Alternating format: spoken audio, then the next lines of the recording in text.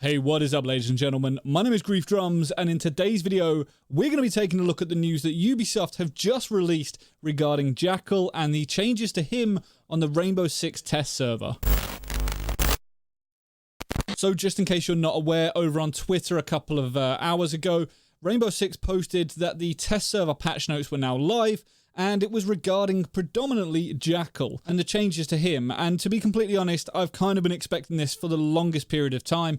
As we all know, Jackal is very often banned in ranked almost every single match without fail by the defending team. And I think this is predominantly a comfort thing. A lot of people find him very oppressive as an operator, and I kind of understand it, but at the same time, I'm a bit of a Jackal main myself, so I don't really want too many changes to him, but I fully understand if they come in anyway. Jackal, however, is a bit of a weird operator to assess though, because as far as his pick rate goes, it's quite high, and as far as his win-loss goes on the win delta that we receive pretty much every season, it's usually quite low. I do want to quickly take an opportunity to say though, this is on the test server. This is not live, this is not 100% coming to the main server or the main build, so take it with a pinch of salt. But they are trialing it, and it looks as though changes to Jackal are pretty imminent.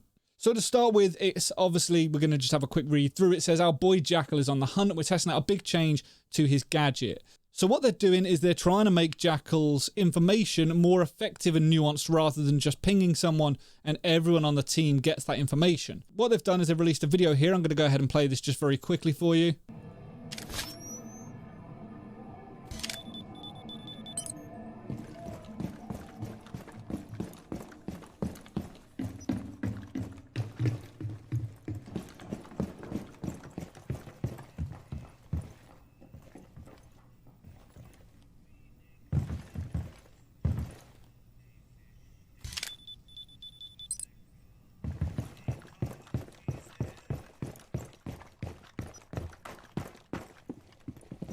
And without running to the end of that video, what I'm going to do is I'm going to go ahead and discuss what it says just below it while we talk through what exactly is going on here.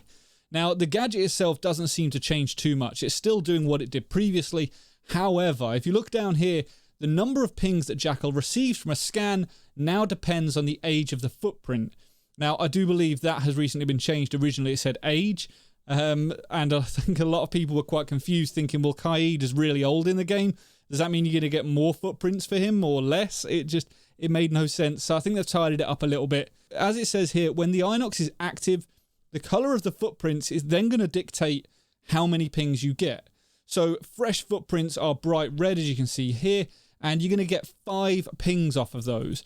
For yellow, you're going to get 4.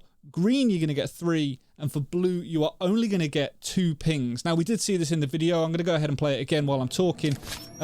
You can see that with Ella, he scans the footprints that are blue, and you only get an initial ping and 1 second ping coming up just after that. And now it's done. So she potentially could have been long gone by now. The information, unless you're acting on it there and then, isn't going to be hugely beneficial. But at the same time, if you've got people pushing, that could really, really work in your favor. Now, one thing we will see just here is this footprint has got a red circle around it. So you can see this bit here. It says, added a highlight VFX to indicate which footstep is being scanned. So you can clearly see in this picture, this footstep has got a red circle around it to show that that's the one you're getting.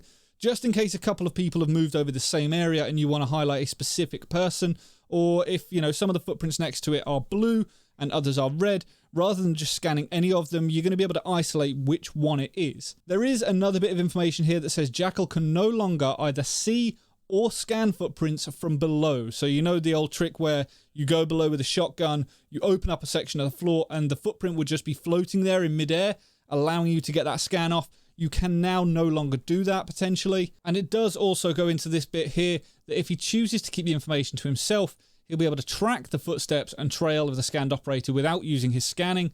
If he chooses to share the information with his teammates, he and his teammates will receive a ping on the enemy, and the footprints will disappear after the scan.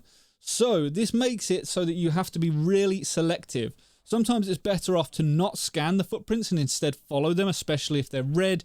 You know that someone is within 15 seconds or, you know, in very, very close proximity to where you are. Whereas if you scan them, you then lose that initial trail but at the same time you get an accurate ping on where their location is, allowing potential wall bangs and other such features. There is also this change as well, that they have replaced Jackal's breaching charges with a claymore. 9 times out of 10 you are going to take him for his smoke grenades, and the shotgun works for that soft destruction, so you don't really need the breaching charges. So this is an odd move, and if I'm completely honest, I do think it's going to go the opposite way. I think they might, you know, change it so that he's got breaching charges or a claymore and then lose his smokes. But I guess we'll have to wait and see. The test server is also going to see some other bug fixes. A Blackbeard's shield clipping through his body when equipping while leaning. Players can use a third-party hack to change other players' operators, which is leading to some pretty crazy videos, certainly on Twitter. Voice chat doesn't work for all team members after matchmaking. A player spamming the fire button when switching to her Gara launcher. The Gara hook will not be anchored properly on the window when reeling. Visual glitch if players switch weapons after rappelling. And a couple of others to do with UI. As I say though, the biggest one to come from all of this is definitely the Jackal changes. I'm quite keen on it. I think it's a very, very good way to handle all of this. But at the same time, I think it's kind of interesting in the direction that they're going. I don't think it's going to change the way he operates that much. So I don't know if it's going to change his pick and ban rate. Purely down to the fact he's still going to be the same quintessential operator that he is at the moment. And it's going to be interesting to see just how oppressed people still feel with this. Either way, I think any changes to Jackal are good, especially if it stops people from banning him, because I'm sick to death of it. I would have loved pick and ban to shake up the meta a little bit more and see people banning out different ops, but right now every defending team just seems to ban Jackal, and it's just that go-to pick. You see, you know, Jackal, Monty, Echo. It's always the same old, so I'd love to see a few more operators banned. But let me know what you think down in the comments below. I'd love to know your thoughts on this. Do you think this is a good step in the right direction? Do you think this is the right change for Jackal, or do you think this isn't going to fix anything? He's still going to be a pain to deal with. Hopefully you enjoyed this video. If you did, please consider hitting that thumbs up. If you don't already, make sure to subscribe. And until next time, ladies and gentlemen, stay reckless and relentless.